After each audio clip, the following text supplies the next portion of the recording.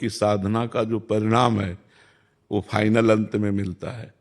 ऐसा नहीं कि जीवन भर विषय भोगता रहा, पापाचरण करता रहा, अंत में वो राधा बोल देगा या राम बोल देगा, ऐसा नहीं है। हाँ, ऐसा है कि अचानक कृपा भगवान की हो जाए, वो पापी रहा है जैसे अजामिल, और उसको अपने पुत्र के बहाने निकला नारायण और शरीर छूटने का समय था, तो भगवत पार्षद आ गए, यमदूतों को तिरस्कृत करके उसे भगवत धाम की यात्रा की अजामिल ने। बकाया ऐसा सिद्धांत नहीं है। सिद्धांत यह है कि जो जीवन भर भजन करता है, भगवान का चिंतन करता है, यदि वो अंतिम समय भगवान का चिंतन नहीं कर पाता, बेहोश कोमा में चला गया, अब वो भगवत चिंतन करने लायक है नहीं, तो उस समय फिर भगवान उसके अंदर चिंतन देते हैं, क्योंकि सिद्धांत सिद्धांत है, अंतामति सोगति। तो अब वो तो कामा में है, बेहोश है, अब उस समय उसके अंदर स्फुरित होगा राधा राधा, क्योंकि जीवन भर उसने भजन किया है। अब अंतिम फाइनल न बिगड़े तो उसके हृदय में भगवान स्वयं स्फुरित करते हैं, भगवान नाम या अपना रूप प्रकाशित करते हैं। या अंतिम समय किसी महात्मा की कृपा हो जाए, जैसे पूज्य राधा बाबा की कुटिया थी, तो सामने एक बूढ़ी माई आकर के सोहनी लगाती थी रोज। उठते बैठते कभी बाबा की दृष्टि चली जाती थी, तो कई वर्ष से वो सोहनी लगा रही थी नियम पूर्वक। फिर 2-3 दिन नहीं आई, तो बाबा ने पूछा कि वो माता जी जो आती थी वो नहीं है। ऐसा ना समझे कि संतों की दृष्टि नहीं रहती, बाबा कभी बोले नहीं, कुछ कहा नहीं, लेकिन दृष्टि में तो बोले माता जी ने, बोले महाराज वो तो बहुत बीमार 2-3 दिन से थी, हमें लगता है उनका शरीर पूरा हो जाएगा। बोले अरे शरीर पूरा हो जाएगा, चलो हमें ले चलो, कहाँ है माता जी।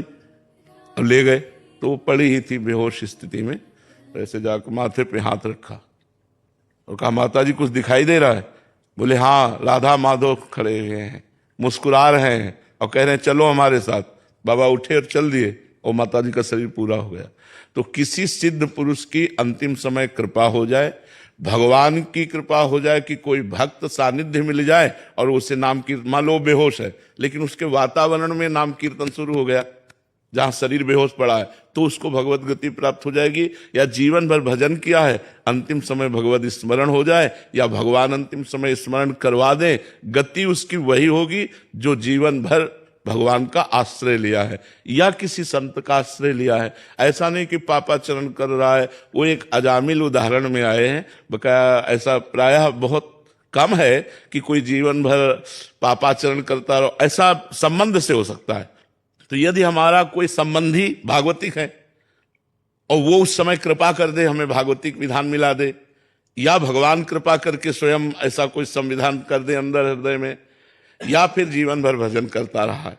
पर खास बात जीवन भर भजन करने वाले की है कि जो जीवन भर भगवान का भजन करता रहा, अंतिम समय भगवान का स्मरण कर, वो भगवान का विशेष लाडला होगा। कल्याण हो जाना और भगवान का प्रेम प्राप्त होना, ये दोनों अलग बात है।